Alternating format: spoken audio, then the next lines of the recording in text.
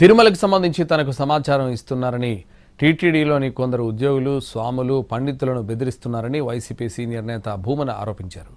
మీ ఫోన్లు ట్యాపింగ్ అవుతున్నాయని, మీరు అందించే సమాచారం సీఎంఓ కార్యాలయానికి వెళుతోందని హెచ్చరిస్తున్నారని అన్నారు. ఉద్యోగస్తులను, వేదం చెప్పేటువంటి వాళ్లను, స్వాములను అందరినీ పిలిచి ఈ పెద్ద మనుషులు, కొండ మీద ఉన్నటువంటి పెద్ద మనుషులు, టీటీడీ పెద్ద మనుషులు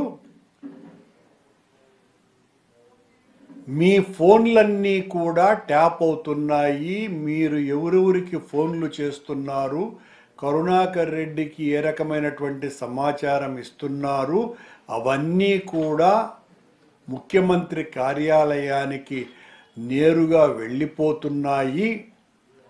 మేము మీ మంచి కోసమని చెప్తున్నాము. మీరు ఒకవేళ ఇరుక్కుంటే మిమ్మల్ని ఎవరు కూడా కాపాడలేరు.